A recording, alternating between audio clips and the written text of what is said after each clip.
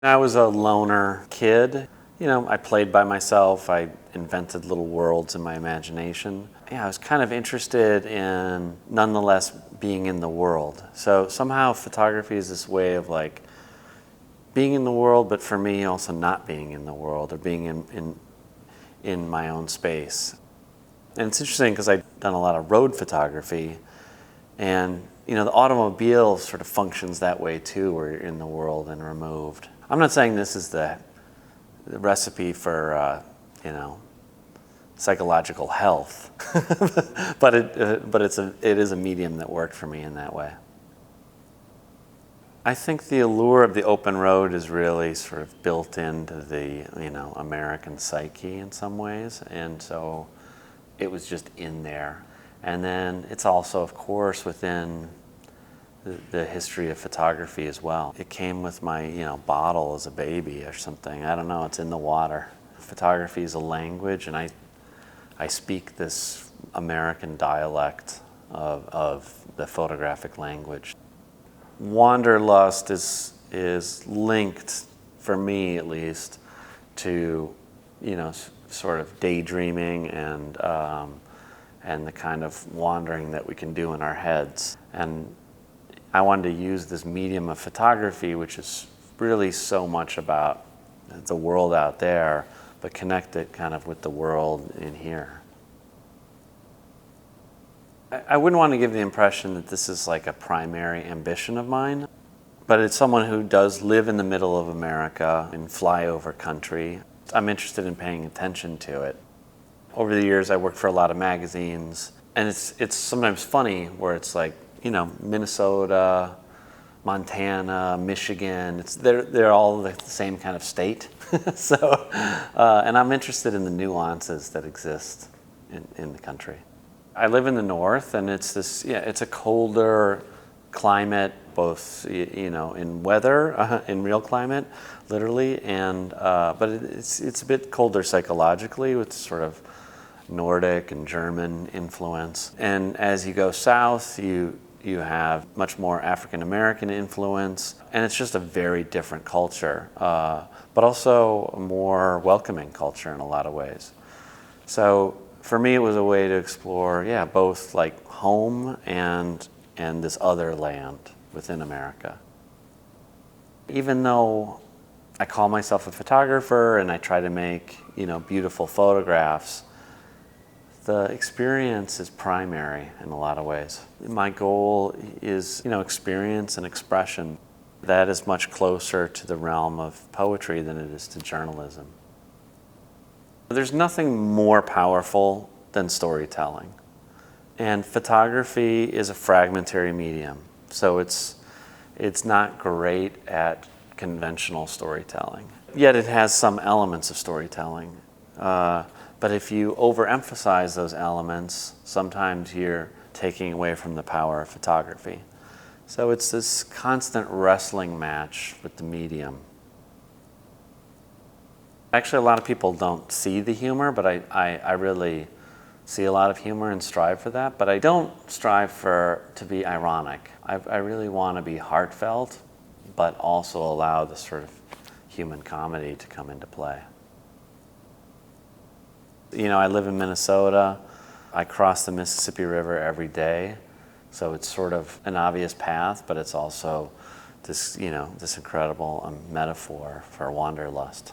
For, as corny as it sounds, a sort of American dream, and the kind of like you can hit the road and travel. But of course it has Mark Twain. It has other metaphorical meaning in terms of slavery and freedom from much darker forces. In creating Sleeping by the Mississippi, I was looking for these repeating motifs, these ways to weave the pictures together. And, one of the primary ones was through beds and these kind of vehicles for dreaming. I mean, this is a strategy for putting pictures together. I don't think of myself as a photographer of the single image, and how do you get pictures to speak to each other? And sort of repeating motifs is one way to do that. I wasn't out looking for religion. That was not my intention at all. But yeah, you drive in the middle of America and religion's gonna rear its head. And then I found meaning in it as well.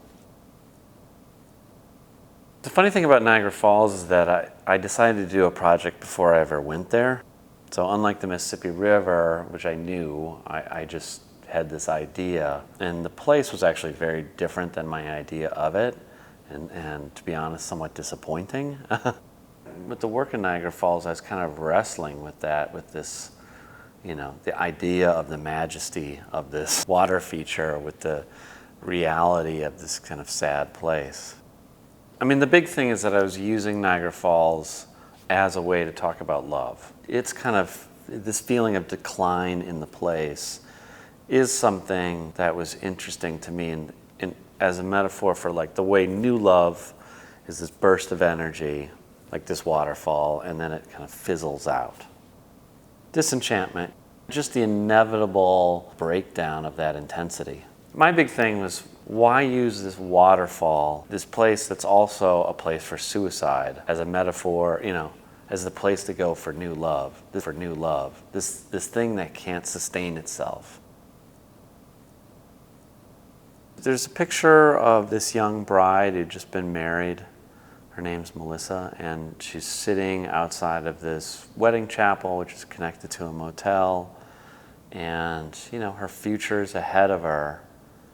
And it's interesting to think about this now, that if I saw her now, however many years have passed, and what was she picturing, what was she thinking about her future at that point, and what is her future now? This picture of the two towels is a funny one, because it's one of those like dumb pictures, I walked into this motel and the light was just right. It was coming in. I raced to take this photograph. And this is a good example of, you never know what's gonna make it as a picture, because it's really just a dumb picture, but it has this life to it and this humor to it that's lived on. The motel architecture there was so of another time. It's the way I think of Niagara Falls. It's like my grandparents' generation. Plus it's just like eye candy.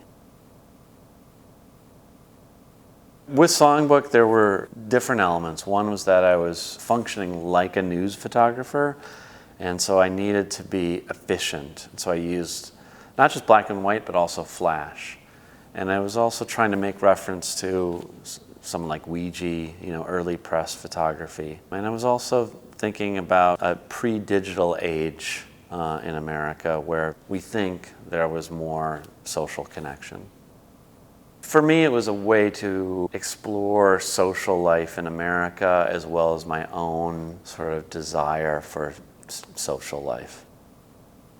With this work, I was collaborating with a writer, traveling with another assistant, meeting people out, engaged with the world, and functioning like a photojournalist in some ways. It put me out there. It was a series of trips, state-based trips originally. Our first state was Ohio, and we would travel the state and report on it, on these stories, and then create a newspaper from that. And we did a series of these. But Songbook, the idea was, unlike the sort of newsiness of these dispatches, was to produce this more lyrical experience of the work. I mean, photographs can be used in different ways, and you can have different experiences with them. They're kind of different than like paintings in that way. A painting is a painting, but a photograph can function this way on a computer, that way in a book. You put text to it, it functions in a different way, and I like to play in different waters. I love this picture of Bill because I think it's a welcoming picture. He's sort of saying, dance with me, but it's also a picture of solitude. And this is this recurring thing in my work, is this desire for solitude, but also desire to communicate. This picture of Dave and Trish is one that I love deeply, and it's kind of a heartbreaking image because not too long after I made it, Dave died in a tragic accident. But it's also a picture that hides information, so the viewer projects information onto it and meaning onto it. It's a tender picture. With the songbook work, we were chasing after stories and events and that sort of thing. And then I was responding on the fly to whatever caught my, attention. I mean, it's linked to Niagara and looking at romantic love, but I think there's something a little like softer and more fleeting in that picture. I always say that photography functions more like poetry than it does the novel, where it's, in poetry you have these line breaks and these kind of gaps for the reader to fill in. And with photography, I try to leave those gaps, but not so many gaps that people don't understand what they're dealing with whatsoever. My whole thing about successful photographs is that they're anomalies. I still don't understand why one works and another doesn't, and they're just little mysteries. I think there are a lot of different elements. I mean, one is, the right mix of things in the picture itself, and then there are these external elements that come into play, which is why I don't strive to make iconic pictures. I try to make really good body of work, and hopefully, great pictures will come along the way.